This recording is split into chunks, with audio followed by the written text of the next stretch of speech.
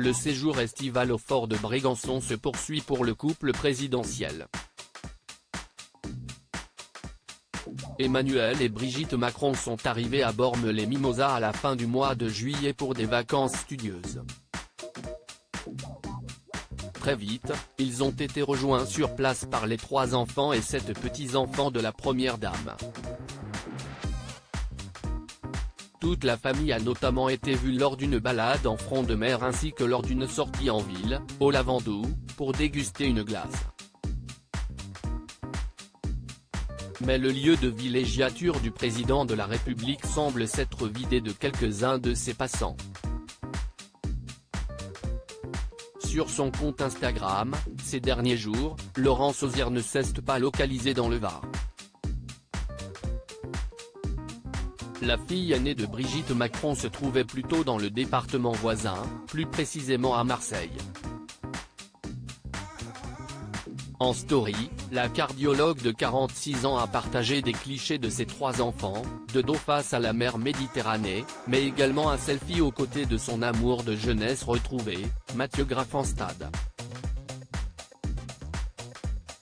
Laurence Auzière a partagé à ses abonnés les différentes étapes de son escapade marseillaise, passant notamment des calanques au musée des civilisations de l'Europe et de la Méditerranée, MUSEM.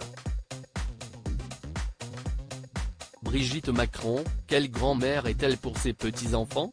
Brigitte Macron est une grand-mère présente pour ses petits-enfants. S'ils ne se trouvent pas toujours en région parisienne, la première dame prend régulièrement de leurs nouvelles, attentive notamment à leur parcours scolaire. La petite famille parvient tout de même à se réunir pour les fêtes de fin d'année au fort de Brégançon, ou lors de week-end, à la Lanterne, à Versailles. Sur place, l'épouse du président de la République et ses petits-enfants sont très friands du poulet rôti du dimanche, avaient indiqué nos confrères du Point. En revanche, les apparitions officielles de Brigitte Macron en compagnie de l'ensemble de ses petits-enfants se font très rares. De son côté, Emmanuel Macron a très vite été adopté par les petits-enfants de Brigitte Macron, affichant une certaine complicité avec eux. Crédit photo, Stéphane Le Mouton.